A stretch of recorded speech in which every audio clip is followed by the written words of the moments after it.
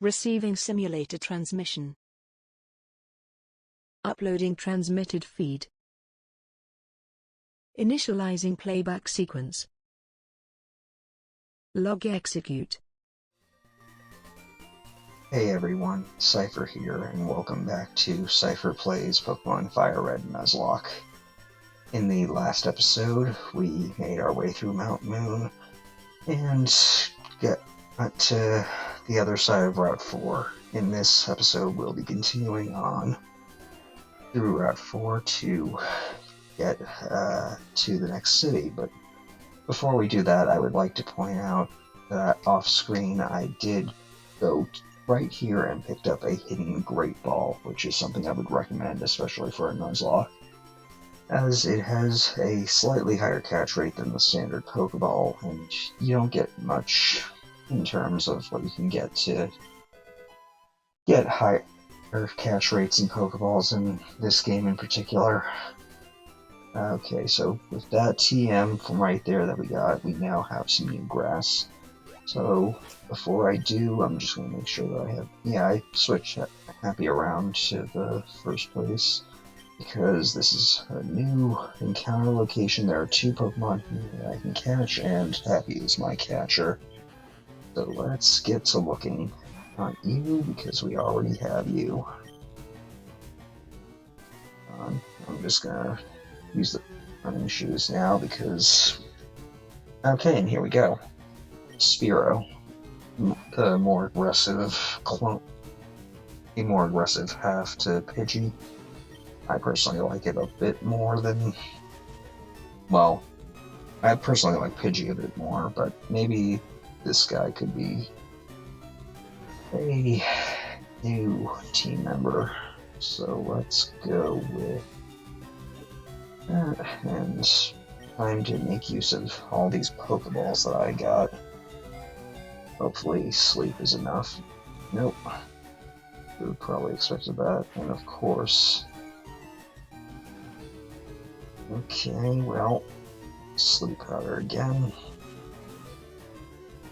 Yeah. I think this thing might have an ability that allows it to wake up earlier. I don't know off the top of my head, though. It does have early bird, but if it does, we're starting to see that even full health Pokeball catching can't always work, but it worked here, so I have an idea for you. I'm just gonna stick with the sort of theme that I have for this by going with another Top Gun reference, just to make it easy. Placed in box 1, so I won't have to worry about the sleep that I use to get it. I'll check that out between episodes, I think, just to see if maybe it's time to replace Goose. But first and foremost, I am going to go heal up at the Pokemon Center, and then I know I had said that I was going to take on the gym straight out the gate, but I want to get up to the level cap, which, as I said last episode, is level 21. So, let's just switch things around. And we're going to start by going after the gym trainers.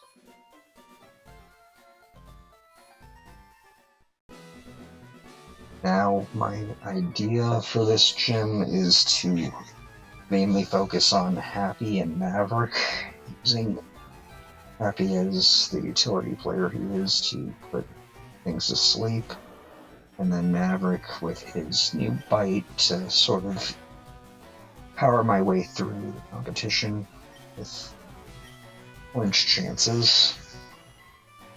Pretty much my best strategy at this point. So I'm gonna mainly focus on getting them up there. I think I'll do this for a bit, at least until they're both level 21, and then come back here to fight.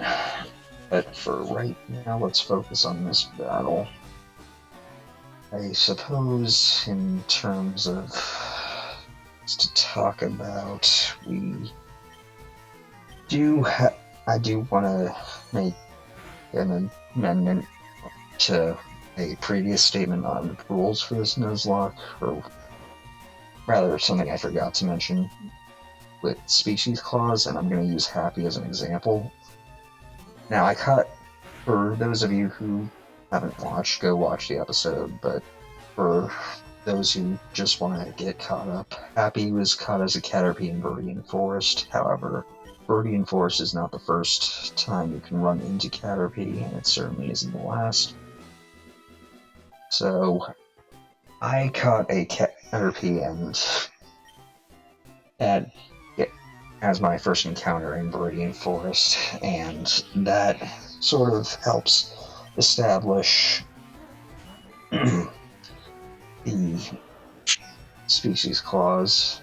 However, I do have an addendum to the species clause. That means if I encounter the evolved form of the Pokemon I catch, such as Metapod if I hadn't evolved Happy right away and run into a Metapod in a later area, I would then have to catch the Metapod because I don't have Metapod. Which, this is mainly to get me to use the Pokemon I catch, just so that they remain on par with, well, just to kind of make me use them,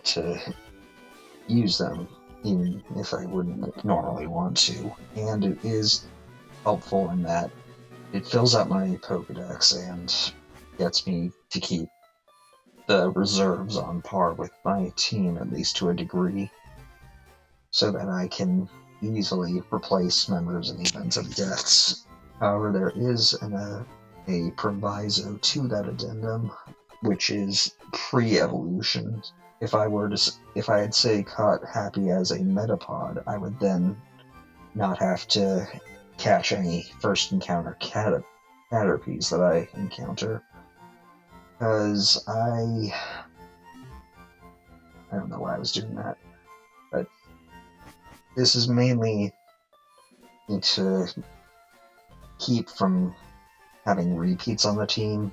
I know that I could just kill the pre-evolutions of Pokemon I've already caught, but I feel like that eats up time. Okay, well, now that we've cleared out the gym trainers, it's time for the next important battle, since I want to train up to level 21 with at least 2 of my Pokemon. Okay, so we've got Blue here, ready to try and fight us again. He's gotten a bit stronger, and like us, he has a Pidgeotto. Use, let's just try and hit it as hard as we can. I know your lower attack nature isn't helping, but we can hopefully get through this without too much of an issue. I mainly chose Goose to lead off because he has Keen Eye, and that would prevent Blue from using his favorite tactic of using Sand Attack to lower accuracy and making this fight generally unbearable. So let's just do this. I'm gonna Bite to start off because it's the strongest move I've got. And of course I didn't get the flinch there, but I should be fine to just Water Gun this time. Thankfully he didn't use Quick Attack because that would have done at least a bit of damage on me. And now that that Rattata's gone, I'm gonna switch Happy in, because I want to get him to level up to 20. And he has just the move to take out Bulbasaur. Granted, I would have liked to get that special attack EV from Bulbasaur on Maverick, but better safe than sorry. And he has one new Pokemon, well, one more new Pokemon that will also give a special attack unique, so it's better to fight it with Maverick than to fight Bulbasaur with Maverick. And that would be this guy right here, Abra. Pretty rare encounter for this area. I hope I run into one myself. But it can't fight at this stage because all it knows is teleport. And even though it could have evolved at 16, he didn't. So one bite took it out, and we're ready to continue onward. Though before I do, he's going to tell us about Bill, who's allowed him to add a few pages to his Pokedex. I don't see how that really matters, seeing as you couldn't get any information on the Pokemon themselves without catching them. But whatever. Giving us a fame checker, I don't really know what this is meant for. Mainly, well, I guess it's to mainly give you some information, but I never really use it. I just kind of forget that it's here sometimes, actually. This guy's house will explain what the various gym badges do, but I'm more concerned with a certain something he has here. Yeah, this rare candy. I know a few of the hidden rare candy locations from my own playthroughs of this game, but not all of them. I'll probably be looking some of them up because you can never have enough rare candy. And before I move on to fight a few more trainers, I'm going to switch Maverick to the front. And welcome to Route 24, and this is Nugget Bridge. We're going to be basically encountering a few trainers. There are 5 here, but I don't think I'll be fighting all of them in this episode anyway. I forgot that you use Caterpies, and I want to focus on training up Happy against these so that I don't get too many EVs on Maverick, since I kind of want to train him in a particular area a bit later on to shore up a certain stat for later in the game. And no, most people don't worry about EV training in these games, but I just want to be on the safe side with it because I know that while Blastoise can be useful, it's not going to get the same type of attack bonus from if I intend to teach it, and that could be all the difference. Okay, well, Happy is going to eat through these guys like hot knife eats through butter, but well, I guess sport cuts through butter, but whatever. So with that, I think we're almost done with this guy. Not much experience, but oh well.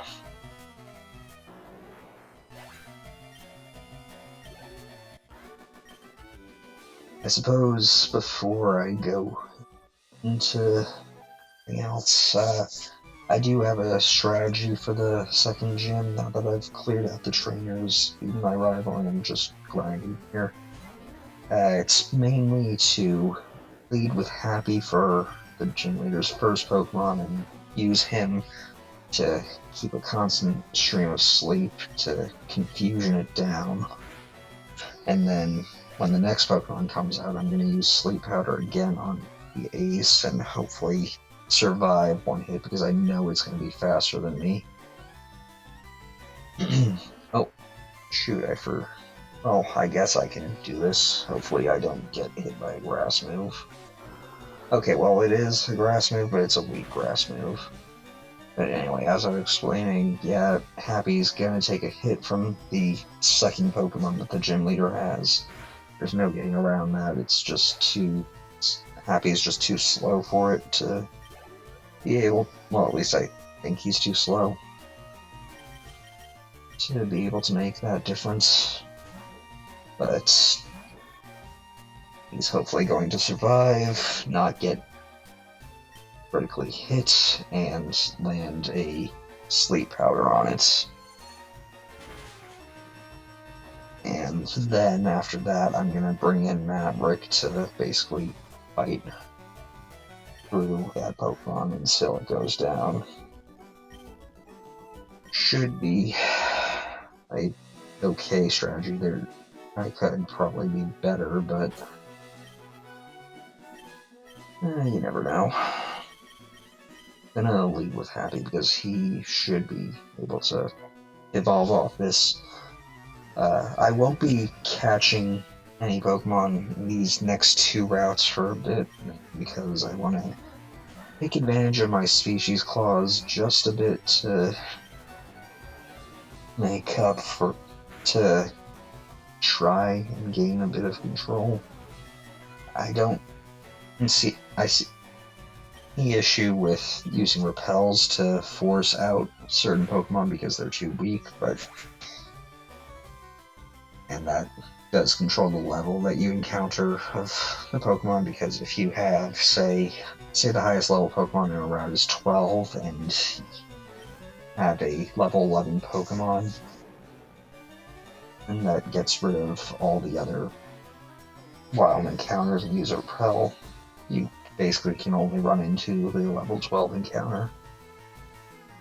Which, while that is useful for finding certain Pokemon in the regular games, I feel that it kind of goes against a Nuzlocke, whereas simply not catching a Pokemon in an area where you can avoid grass or running into any Pokemon, such as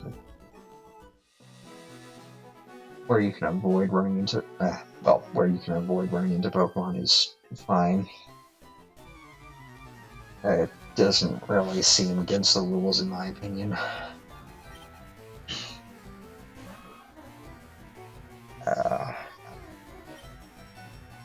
Plus, it won't be that much of a detour. It'll probably be like an episode or 2, maybe 3, before I come back and get my encounter just here.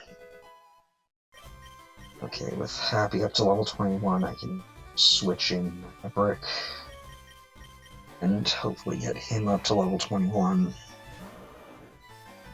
Yeah, he should level up after this. And I'm gonna use Water Gun because I know these things have poison points, so Bite while stronger would not be the best idea. Thankfully, goes down easily. Got a little HP EV, which I'm okay with. I would prefer to get some special attack EVs on Maverick, which is why I had him fight that Oddish despite the type disadvantage. But with that, I believe I am ready to take on the gym. I know that I could try and use the Edge Addendum to gain a little bit of an advantage, but I think I will take my chance. If push comes to shove, I can always send Goose. I always have a backup plan to use Goose and his Sand attack to hopefully control this a bit. So let me just check Happy's speed stat before we get into this. 47. That should be higher than her first Pokemon. It may or may not be. Yeah, paced by her second, but here we are. Hi, you're a new face. Only those trainers who have a policy about Pokemon can turn pro. What is your approach? Catch and raise them as best I can. You put out an offensive with water type. Okay, well, this is Misty. She only has 2 Pokemon, but it's a step up from Brock, because Brock, frankly, didn't have good types, whereas she has 2 Pokemon in the same evolution line that I feel are very good Pokemon. If you chose Charmander, this is where the difficulty gets a bit spiked up, but I am hopefully going to just get through this easily, because thankfully they don't have an ability that makes them wake up faster. It'll just be my bad luck if they do wake up quickly. Now, that's good that she only has a little HP left, because she'll probably use her Super Potion to heal it up. Now, hopefully I can get a high Yep, higher roll, so let's just kill it. Or not. High roll, then low roll. Yeah, in Gen 3 onward, Pokemon moves that do damage have a randomness factor to them. They can do up from 85% damage to 100% damage with a move. Anyway, our next Pokemon is Starmie. It's a water psychic type, so I really want to get this to sleep. I know that I'm probably going to take a hit, but I think I'll be fine. There we go. Now I'm gonna switch over to Maverick.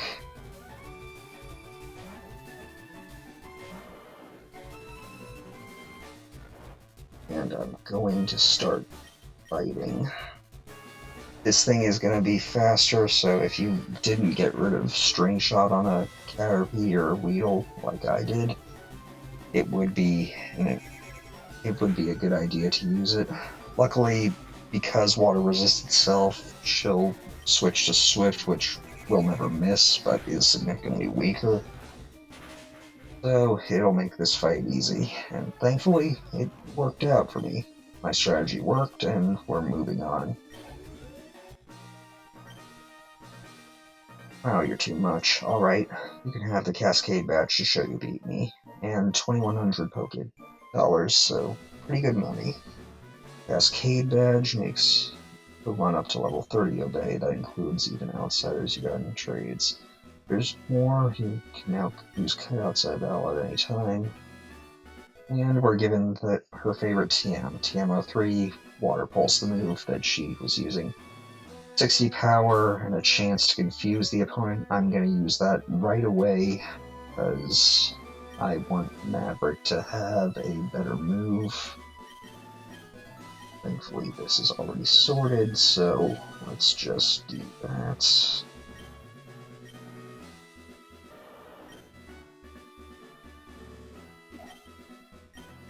And with that, he has learned Water Pulse and is now a lot stronger than he was before. With that, we can now continue on with Nugget Bridge, but I believe I have done quite a bit for this episode, so let's first off, let's heal.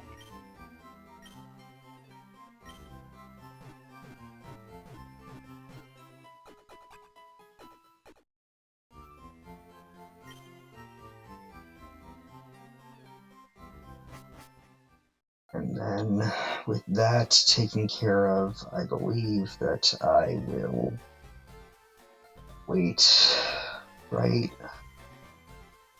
here, and I believe with all of that accomplished, I will end the episode here. So, thank you guys for watching. Until next time, stay gold. Playback sequence terminated. Transmission disconnected.